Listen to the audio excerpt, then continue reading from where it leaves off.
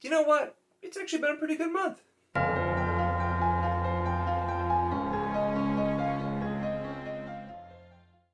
Hello and welcome to my channel. In this video, I will be doing my October wrap-up and talking about everything that I read during the month of October. Now, at first, I felt like I hadn't made a ton of progress in October, mostly just because, as I've mentioned in my last wrap-up, I've been kind of just reading whatever I felt like reading at the time for the most part and not doing as much like planned out reads. So there were a lot of things here that weren't anything I was specifically planning on doing, just happened to be things that I read.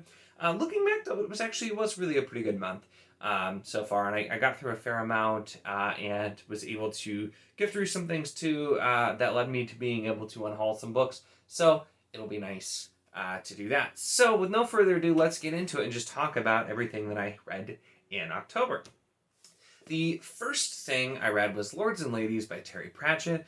I had been meaning to get caught back up on the Discworld books. I was planning to do one a month and I got really behind, so I still hadn't read this and Men at Arms, which were the next ones. I did at least get this one done, and even though I had to end up reading another one, I might still throw a few in before the end of the year.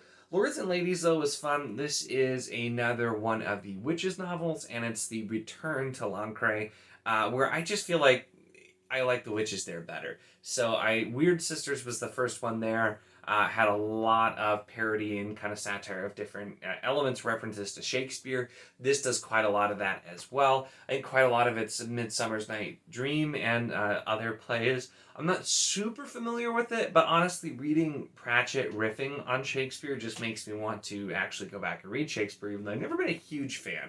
There were a few I liked, his plays, and then I haven't been a huge fan overall. But we get a ton of that there, and just a lot of general goodness here, back with Granny Weatherwax, Nanny Ogg, and Magrat.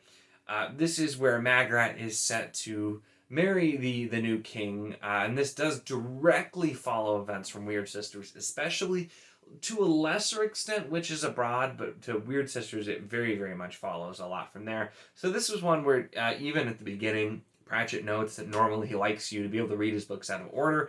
This really is not one of them. You do need to read the other Witches books if you're going to read this one, because there are references to things that go back all the way to even Equal Rights, the first Witches book.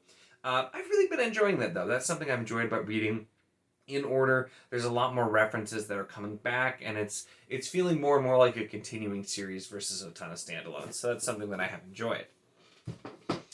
Next up, because I had been wanting to get to it and I finally just couldn't resist any longer, was She Dreams in Blood by Michael R. Fletcher. This is book 2 in the Obsidian Path series, and oh my gosh, it was so freaking good. I cannot wait for the third book. He's working on finishing it up now, from what I've heard, and so I'm really excited to read it.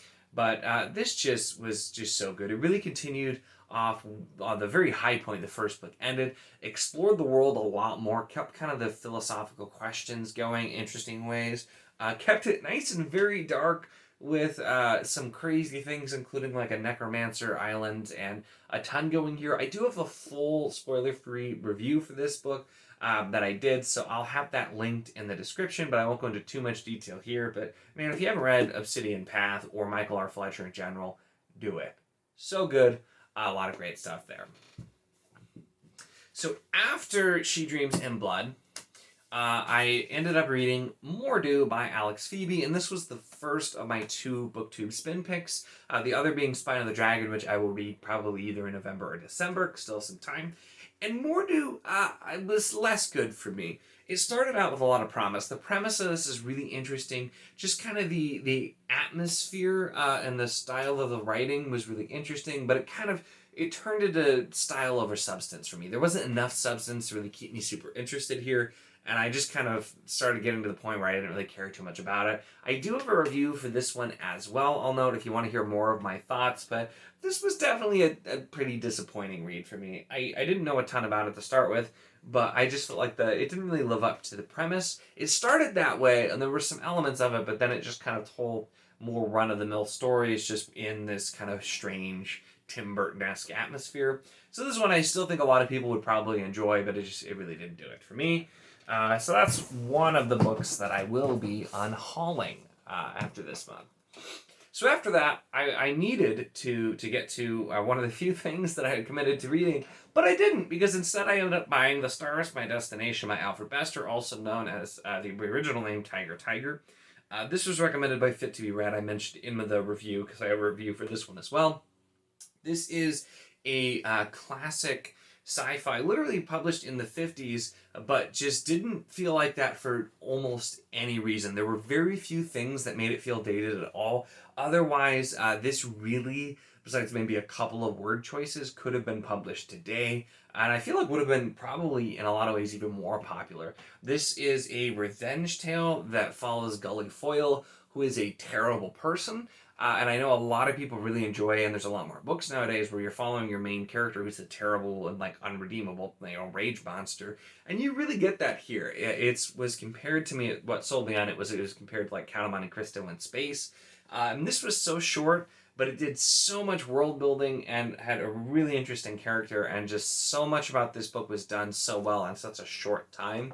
So this is definitely one that I enjoyed. I actually ended up getting The Demolished Man, which I'll probably talk about whenever I do a book haul again, which is another book of his and the winner of the first Hugo. So I am excited to read some more Alfred Bester, but this was just, I had no expectations, and I really, really enjoyed it. So it was great. Then finally, I needed to finish Dragons of Spring Dawning for a live show I was doing with several other people that was hosted on Andrew's channel, and I'll link to that down below as well. I didn't do a specific review for this, but you can hear the live show of all of us talking. And this was one I feel like I didn't enjoy this trilogy as a whole as much as I did when I reread it for the first time after it had been like 20 years. Maybe it was just going too much, but I still think a solid trilogy accomplishes what it wants to, and it's just a fun read. And I still get nostalgic reading these, even though I notice the flaws a lot more than I did when I was like 10 years old and reading it for the first time. So it's still a fun one though, and if you are interested, there are live shows for all three books that our group did with some kind of varying members depending, but it was a fun time to go back and reread that. So then, which I have been meaning to read this book for such a long time, so Andrew was doing this for his DNF Redemption series, and I said, you know what, I'll read it with you so that if we both hate it, we don't have to suffer alone, and that is the 5th season. So I didn't hate the 5th season, but I definitely did not like it, and I definitely do not understand the hype that this book gets. It was an okay to below average book for me. I didn't really care for a lot of the aspects of it. It completely read like dystopian YA to me, and there were just a lot of flaws, and really not a lot of positives for me personally. I know that's pretty controversial, because I know this was a very popular book and still is very popular. If you want to know more on my thoughts, I tried to really explain where I was coming from and just all the things that did not work for me with this book. I do have a review for this one as well, but this was not one that landed for me. So I actually had the whole trilogy, and will be hauling the whole trilogy too. So that's, like I said, that's the silver lining. I'm getting rid of some of my physical TBR by reading this. But yeah, this one really, really didn't work for me. I won't be continuing. But like I said, you can check out the review for that one too if you would like more information. And then I did do some reading on the old Kindle. So the thing I next finished up was The Bane of All Things by Leo Valicat. That is an e-arc that I was reading. And I will be doing a full review, but it won't be coming out for a while because that book's not released until I think late November. So watch out for that if you're interested. But The Bane of All Things is basically, it's telling the story. It's this world where there were like two gods that came from another realm and they warred, and then there's other gods that are involved as well, but basically one god like helps create this sword that is the bane of all things, and it's supposed to like be able to be powerful enough to destroy like the evil god. But all kinds of things happen, and then there's like some cataclysmic events, and this takes place much later, and we follow some characters who are kind of trying to figure out what's going on and stop everything before it goes too crazy. And I tried to give it pretty vague because there was a lot that happens in this story, but the main characters we follow in that one are Rin and Jocelyn, who both have been sent to basically this kind of like outpost for crimes where she'll be basically in a convent and he'll be acting as a soldier on the walls, and then things kind of go from there. It was a really solid book. and I enjoyed it, and I'll talk more about it in the review. There were some points where it felt like they tried to shove a little too much into it, but it was an interesting concept. It was very action-packed and not a very difficult read, pretty quick. So I'll be interested to see where it goes. But like I said, I will do a full review on that one coming out later if you're interested. So we'll note that here. And I then also on the old Kindle read Sunreach and ReDawn, which are the first 2 of 3 novellas that are coming out along with Cytonic, the 3rd book in the Skyward series. I did do a review that's also out for those that just came out recently, and those 2 I really enjoyed, actually. It was kind of nice just going back to something a little bit simpler. They were just fun, they were well written, and they told some complete arcs. I have read a lot of like longer, heavier stuff lately, and so kind of just, having some fun with like popcorn reads, I guess is what I would say was interesting. So I am looking forward to reading Cytonic. The Skyward series has definitely not been my favorite of Sanderson's stuff. I much prefer the Cosmere stuff, but they're pretty fun. The first book was really good. The second book was really solid as well. So I'm interested to see the direction the 3rd book goes in. And I will be reading the 3rd novella when it comes out in December too. So have the review for the first 2. I will be doing a review very shortly after Cytonic comes out. I'm planning to pretty much read it as soon as I get it. And then I'll have a review coming out for that one soon. But watch out for that as well if you're interested. And then I read The Graveyard Book by Neil Gaiman.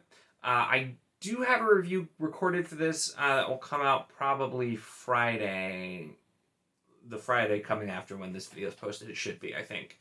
If I remember correctly, so that one will be coming. I'll try to remember to update the link in the description here once that's out, in case you're seeing this after the fact. But this will be coming up for this one.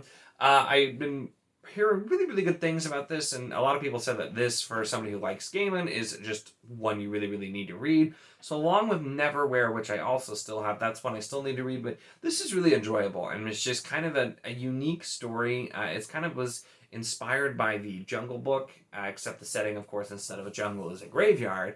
And we follow Nobody Owens, who basically his family is killed when he's a baby, and he finds his way into the graveyard and then is raised by the denizens there, and the story goes on from there. So this was a really interesting one that I quite enjoyed. So watch out for the review of that one if you do want to see that.